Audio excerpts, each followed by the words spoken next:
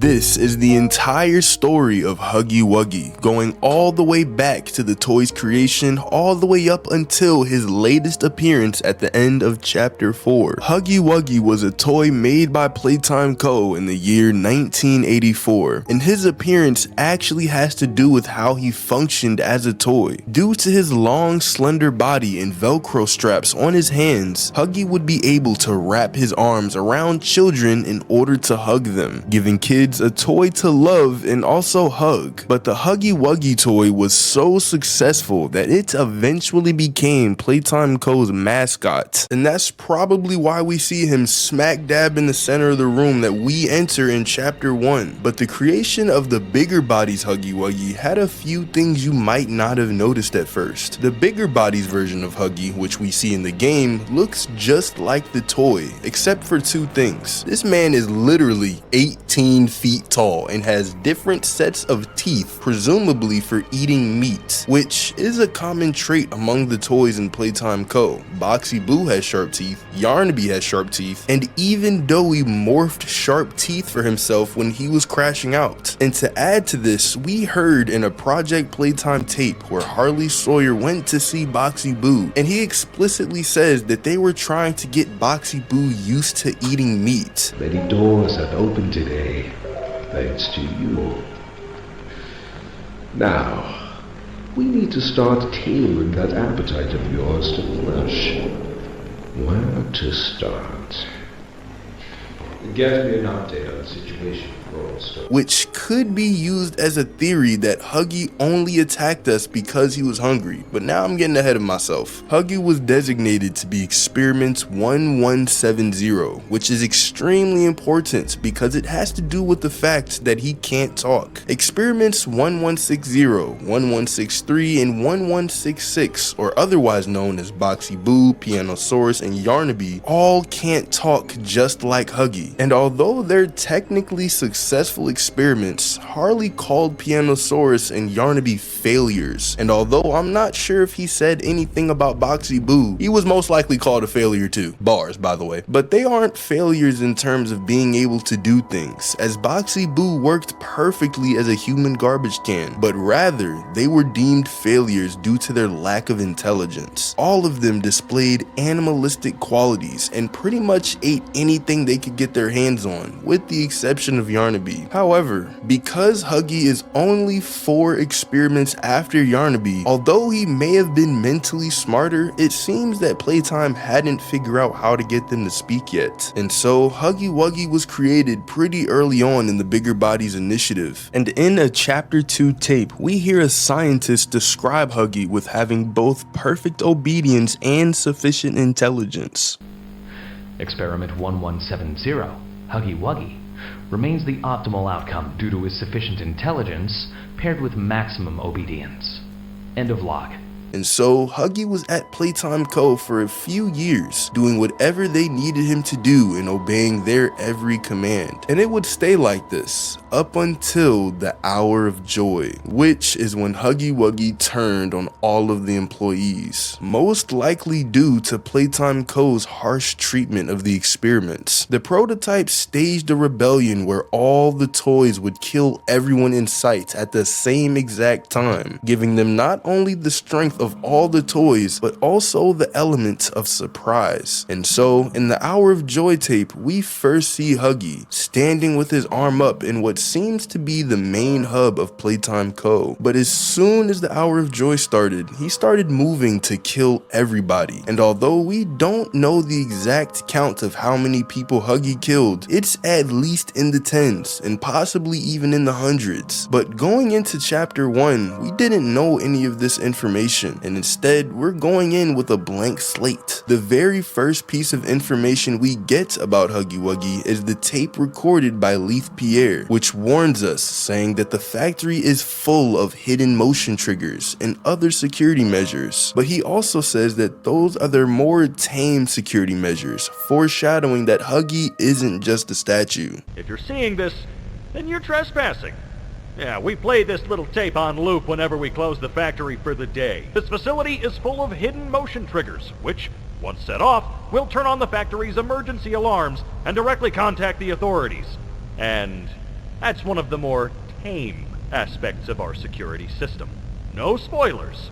After getting the blue grab pack hand, it allows us to enter a room that was locked and only accessible if you had the blue hand. Once we enter the room, we see Huggy standing in the exact same pose he was in before the Hour of Joy started. But Huggy doesn't kill us, but instead waited for us to leave the room. As once we try to open the door with the blue grab pack hand, it shorts out and we see a sparkling wire that leads to the electricity room, hinting that whatever we need to fix is inside of that room. But the door is locked and the only way to get in is with the key. And right on cue, we hear a key jingle right behind us. And when we look up, it's right in Huggy's hand, swinging back and forth. And although I don't know how this happened, it seems that Huggy wanted us to fix the electricity for some reason. So we go in and fix it. But once we come out, Huggy is no longer there. And although this would lead us to immediately leave the factory, because we're stupid, we decide to open the door which just shorted out on us. Once open, we go down a long hallway leading to only one door that opens. But before we can go through it, we see Huggy's hand slide across the wall and through the doorway. But once we go through, he's nowhere to be found. We're then led to some sort of sorting or storage room, which another employee, Rich, used to work in. But in this room, we see a glass case, the red grab pack hand, which we're going to need if we want to leave the room. So we grab 4 different power cells in order to activate the claw that will bring us the grab pack hand. But right as we're about to put them in one of the vents, we see Huggy staring right at us. And he quickly slips away before we can really grasp that he's been following us this entire time. So we continue on through chapter 1 and eventually come to a room where we get to make our own toy, which also seems to be the only way that we can exit, as no one leaves without a toy. So we fix the machines and make for ourselves a cat bee toy, which we use in order to try and leave. But right before we can go down a dark hallway, out of the shadows, Huggy appears. And this time, he doesn't have his classic red smile, but instead, he's looking at us with a gaping mouth filled with many sharp teeth. He chases us around the room until we finally go through an open vent, which leads us to the final chase of chapter 1. In it, Huggy seems to have an incredible knowledge of the vents, as every time we managed to escape him, he appeared again right in front of us, causing us to turn around. We finally managed to make it out of the vents and onto a catwalk, but Huggy is still coming after us, and we see him burst through the door in order to catch us. And it's only when we look up that we come up with an idea. If we pull down this giant crate, it could possibly hit Huggy as he's coming through. And once we pull down this crate, it breaks the catwalk we're standing on, leading to Huggy folding like a whole pancake, bro, and breaking every possible bone in his body on his way down to the bottom of the factory. And this was supposedly Huggy's death, as there is no way anyone could survive a fall like that, especially after hitting the back of your head on hard metal. But nevertheless, Huggy's story continues, and although most people say that Huggy only appears next in chapter 4, we have 2 very small appearances of Huggy in chapters 2 and 3. And in order to explain his appearance in chapter 2, I first have to tell you how we managed to go down to the same place Huggy fell in chapter 1. We saw that he fell down an incredibly long distance, but before we see where he fell, he completely vanished in the darkness. And in chapter 2, when Poppy gets taken by Mommy Longlegs, we go after Poppy, falling down a hole in the ground that leads us very deep into the factory, possibly as deep as Huggy fell back in chapter 1. And during chapter 2, Mommy Longlegs forces us through a series of 3 games: Musical Memory, Whack-A-Wuggy, and Statues. However, after completing these 3 games, we're eventually led to what seems to be Playtime Co.'s treatment plant. And in Playtime Co. fashion, we can't leave without a toy. And so, we're forced to solve a puzzle with an elevator and buttons in order to get a Bunzo Bunny any toy. But in this very same room, we can see blue fur and blood scattered across the wall and going up into a vent, foreshadowing that Huggy actually didn't die in the fall back in chapter 1. But for Huggy's appearance in chapter 3, it actually wasn't the real Huggy, but rather a hallucination / nightmare of him. Because when we entered Home Sweet Home, we inhaled the red smoke, causing us to hallucinate, where we're then led down a series of hallways that ends once we enter a room. In this room, we see writing on the wall, which says, "Happy and fun, why was it done?" Already, this room seems to be very off, and the only thing we can really do is play a tape which was on one of the beds, and in it, we hear what seems to be an employee introduction tape welcoming us to Playtime Co. with the happy Huggy face on the TV. However, the narrator took a turn, and instead of welcoming us, he calls us out for coming back to the factory, and the tone switches completely from happy and welcoming to spiteful. Worry not, for your supervisor is here and happy to listen.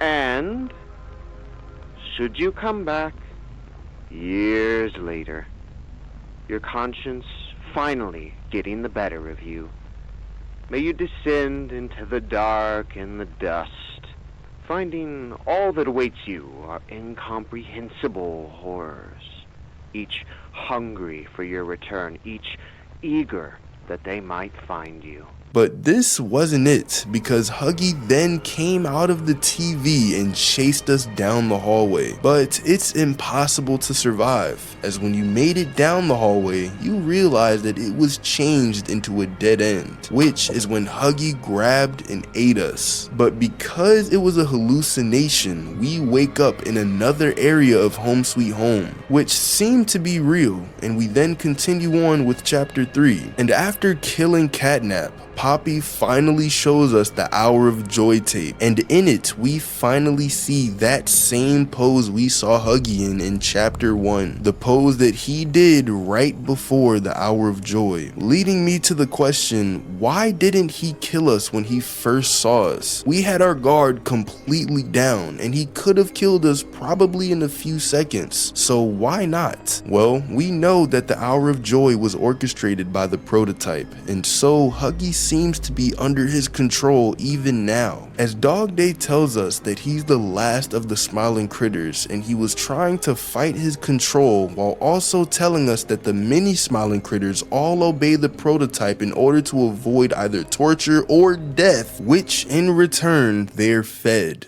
We try to fight it. The prototype's control. I am the last of the smiling critters. Listen to me. You need to get out of this place. You need to live. But you might be thinking, what does this have to do with Huggy not killing us? Well, in chapter 2, when the prototype drags away Mommy Longlegs, he could have easily killed us right then and there. And also in chapter 3, when he kills Catnap, he could have easily killed us right then and there too. But yet he didn't, and it's not that the prototype isn't strong enough to kill us, as he literally stabs through the back of Catnap's head and picks up his entire body with one arm. So for some reason, it seems that the prototype needs us alive. And if Huggy was under the control of the prototype back in chapter 1, and the prototype doesn't want us dead, Huggy could have actually been testing us so that the prototype or Harley Sawyer could note down our behaviors and see what we could do. Because if you think about it, what are the odds that a giant box with hands painted on it is right above us at the end of the vent chase? But this leads me to his last appearance in chapter 4. In chapter 4, we're led even deeper into the factory, which is where we meet toys such as Doey, Pianosaurus, and Yarnaby. But after Doey tries to kill us, we're led down a room that has a slide, which leads into ventilation block B6. In it, we find Poppy and Kissy hiding from the prototype. And I just have to mention it, but how in the world did these two survive the Safe Haven explosion? How? Poppy literally told us to meet back at Safe Haven, meaning she should have been there during the explosion. And although I'm still mad about it, this isn't the video for that. But in the ventilation block, we realized that Ollie was the prototype this entire time. And once he threatens Poppy with being put back in another case, she runs out, presumably through more vents in order to escape, which is when the prototype explodes the ground beneath us and we fall in what seems to be the absolute bottom of the factory. Here, we find a hallway filled with poppy flowers, which were presumably used in the labs for experiments. And right after these flowers seem to be the actual entrance, as we see both a small door for humans and a giant door around it for the experiments. But once we insert a tape which was left as a trap, Leaf tells us that it was a trap, and once putting in the tape, it set off an alarm and we're pretty much as good as dead. But nothing seems to happen, and instead, we see Kissy coming towards us, limping down the hallway. And just as we think that everything is gonna be okay, Kissy runs at us, revealing that it was actually Huggy. He bangs on the door, screaming at us, seemingly trying to kill us. But what's also interesting is that he seems to be bandaged up, which leads me to the question, who actually could have helped Huggy? But if you want the answer to that question, click on this video right here. Thanks for watching and subscribe.